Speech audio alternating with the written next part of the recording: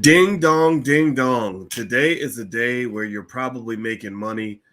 And I'm going to tell you, like Nina Simone used to say, and I'm feeling good. I can't sing, but we're going to be singing today because it looks like the stock market is having another good day. So get comfortable, buckle up your seatbelt. We're going to break it all down for you right now on the Black Financial Channel.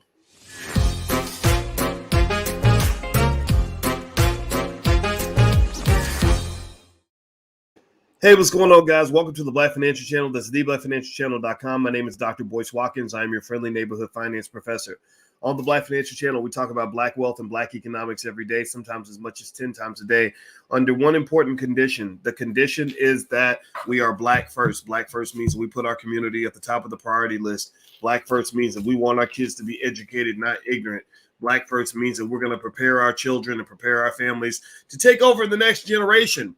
If you agree with that philosophy, put a hashtag B in the number one in the chat, hashtag B1. That stands for Black First. So today I'm going to start off actually with a public service announcement, y'all. A public service announcement.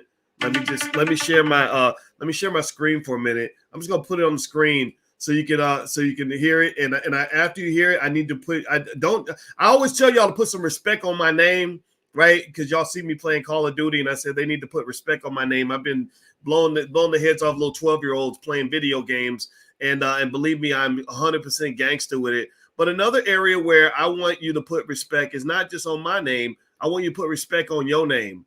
Respect on your name. What does that mean? That means getting your kids ready for the future. And so one of the things I'm asking you to do right now is Christmas time, and Christmas is a wonderful holiday. We still call it Christmas. We don't say politically correct stuff like happy holidays and whatever. We just say Merry Christmas because that's what we did in the 80s. And one thing I'd like to ask you to do, give me a yes in the chat if you're going to do this for me. If you have kids, if you ain't got no kids, find some kids and do it for them. I want you to buy a share of stock for your kids for Christmas. Please buy at least one share of stock for your kids for Christmas. Buy 2 if you really love them. Buy 10 if you love the hell out of them. And buy even more if you really love the hell out of them and you got it like that. Can you give me a yes in the chat? Everybody give me a yes in the chat right now. Verbal confirmation right now. Give me a yes right now so that we are going to buy some stock for our kids. Don't just buy them sneakers. Don't just buy them clothes from the mall. Don't just buy them stuff from Walmart. Buy your child some stock so they don't end up out here struggling. Can you give me a yes in the chat?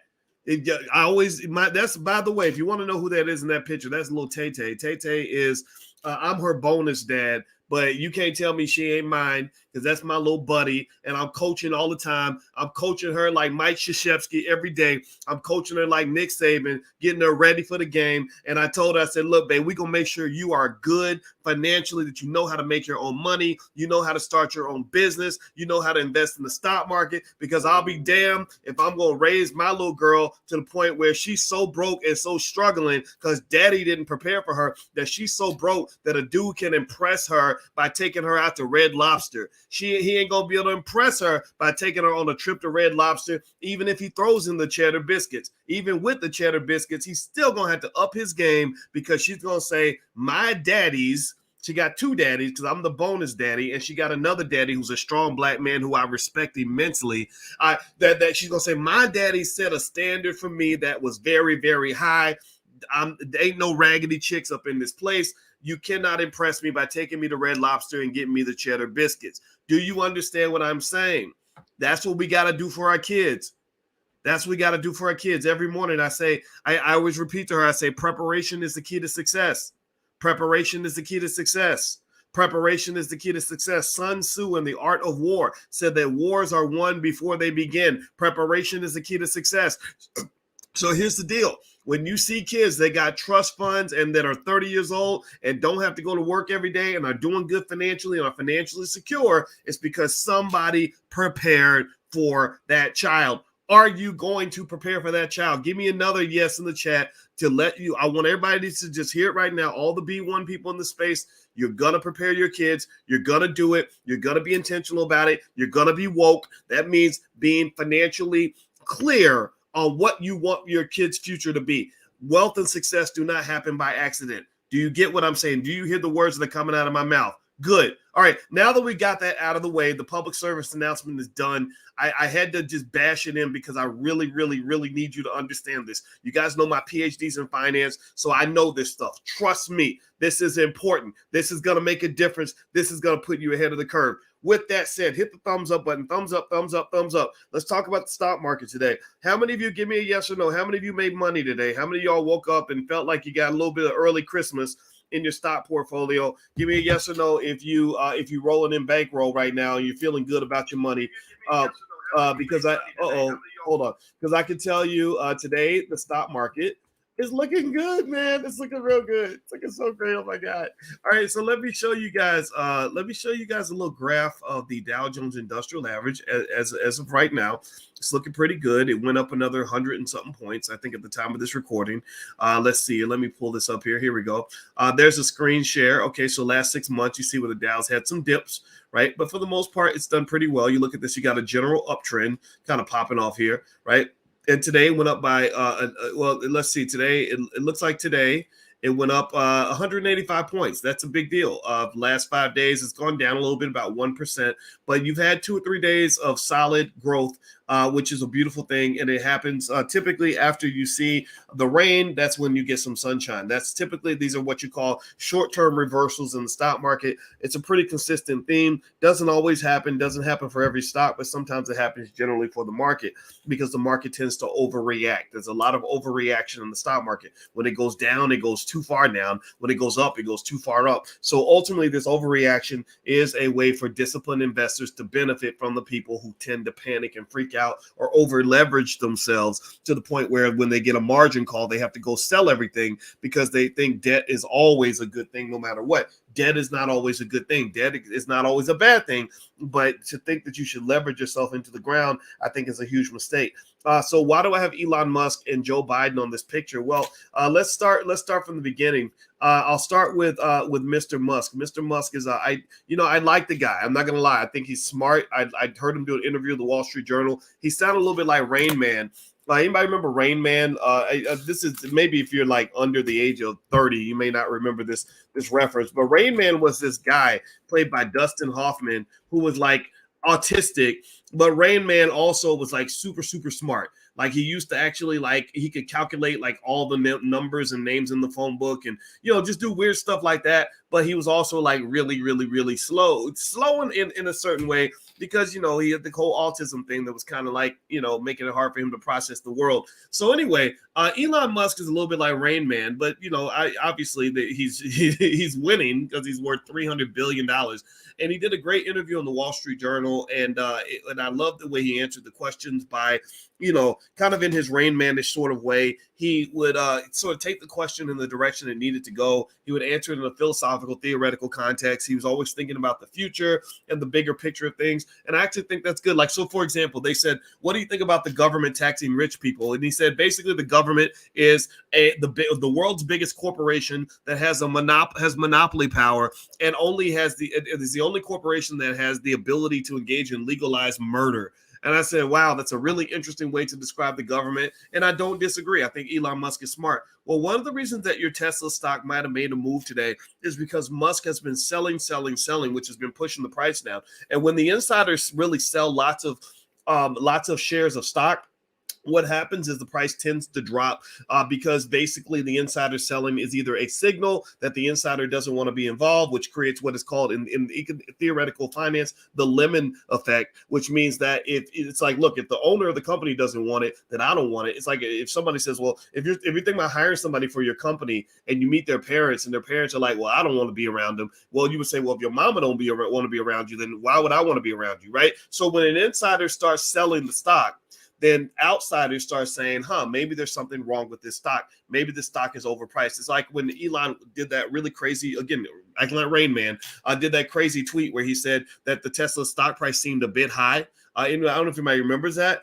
He said it on Twitter and the stock price immediately plummeted because he was giving inside perspective on what he believes to be the fundamental value of the company. Well, Musk just announced that he's pretty much done selling the shares he was trying to sell. He was selling them for tax purposes. He sold about 10% of his Tesla stock, which is worth tens of billions of dollars or something crazy like that.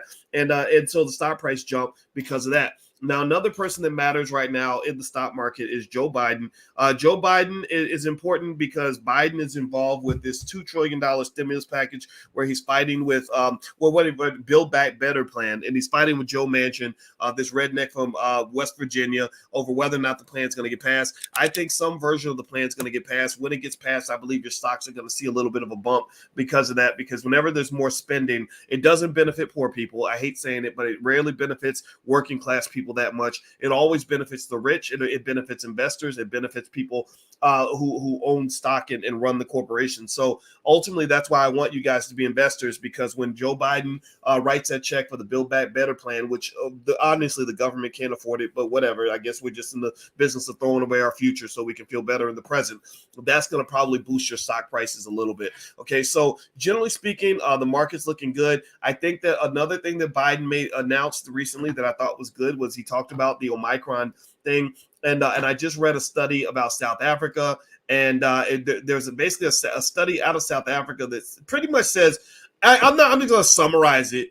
It pretty much says that the Omicron variant is basically just like a common cold. I'm not sitting here trying to say that all of it's like a common cold. I know people get sensitive when we talk about the virus and all that, but I'm telling you, like, go look it up. Like when they look up the man, let me see. Hold on. Let me give you the symptoms of this Omicron variant. I swear to God, it was like things like sneezing, stuffy nose. Like it was basically the common cold. Now, I'm not trying to say that it's not a big deal. I'm not trying to say you want to go get it. I'm just honest. I'm telling you all the truth. Go look it up. I swear to God, I promise I'm not being an asshole today. Sometimes I am, but today I'm not. I promise you. Maybe I just am, and I just can't help it. But the point of the matter is to say that Biden has basically said something that is good for your stocks, which he said, look, we're not going to shut down like we did before. We're not going to act like the world's coming to an end. We're just going to manage it the way we've managed things in the past, just not as dramatically. And also they're starting to send out lots and lots of tests where people can kind of test themselves at home. And I think that is moving us in the direction of saying that maybe we can just kind of manage this without freaking out every time one person is infected. Right? I hate the fact that they just love to announce the number of new infections every day. I want to know the severity. I want to know how many people died. I want to know if I'm in danger. I don't really need to know how many people caught the cooties. Like that doesn't, if cooties are killing people on a mass scale, then that's probably a little more significant than just saying they got the cooties and they sneezed for a couple of days and then they got better. That doesn't concern me at all, to be honest with you. So from a financial standpoint, this means that we're not going to have as much of a shutdown. I saw a study the other day that said basically the country is getting sick of this virus. They're just getting sick of the media talking about it. They're getting sick of being told not to socialize with each other. They're just sick of it. And I personally will admit maybe I'm a little sick of it too, because we're gonna celebrate Christmas, y'all. I don't care what y'all. Me and my baby, we're gonna be on a plane to Mexico, and I'm gonna make sweet love to that beautiful black woman. We're gonna have a wonderful time, and I'm gonna live my life, man. I am not gonna sit up under my bed in fear because somebody got the cooties. All right, so anyway, that's it, guys. Hit the thumbs up button, thumbs up, share, subscribe button if you haven't done it yet. Also, don't forget that tonight we're doing the Dr. Boyce Book Club. Don't forget, we're reading Black Labor, White Wealth by Dr. Claude Anderson. That book is literally one of the most significant books in history for Black people. All Black people must understand this book. So I talked to Dr. Anderson yesterday, and I told him, I said, the reason that I'm reading this book publicly is because a lot of people feel a little bit intimidated, with big books or with deep ideas, things like that. Don't worry about it. I'm going to break it down for you in a way that I think I can do that's unique to anything else you'll ever hear anywhere else on the internet. And so we're reading this book right now together every Wednesday night because we are the school system.